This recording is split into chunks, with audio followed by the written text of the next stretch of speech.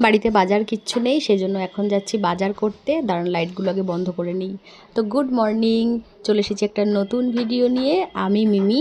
কেমন আছেন আপনারা সবাই? আশা করি যে সবাই ভালো আছেন আর সুস্থ আছেন। আজকে সকালে না একটু বৃষ্টি হয়ে গেল, এই দেখুন রাস্তায় এখনও কাদা হয়ে রয়েছে। তো কিছু করার নেই, আর আমার ছাতাটা আনতেই ভুলে গেছি, আমি ছাতা ছাড়াই গিয়েছি বাজারে। তো এখানে মাছ বাজারে আসলাম, এসে একটুখানি মাছ নেব আর সবজিও নেই, সবজিও নেব। তো যাই হোক আমার নেওয়া হয়ে গেছে, এখন আমি যাচ্ছি বাড়িতে।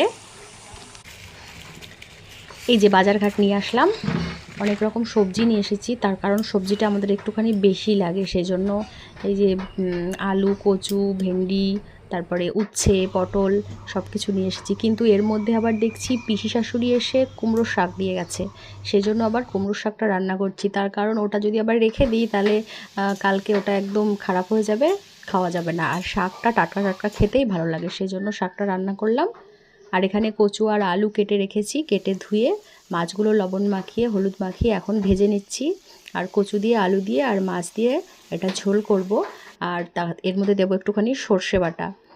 সর্ষে বাটা দিলে এটা খেতে বেশি ভালো লাগবে।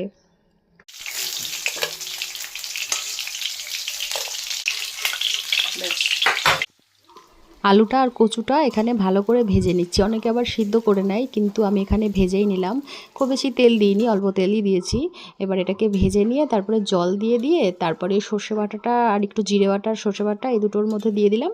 তারপরে এটাকে ভালো করে যখন সেদ্ধ হয়ে যাবে তখন নামিয়ে নিয়ে ওই কড়াইতে একটু তেল দিয়ে আর একটুখানি ওই জিরে, শুকনো লঙ্কা ফোড়ন দিয়ে ওটাকে নামিয়ে নিলে হয়ে যাবে।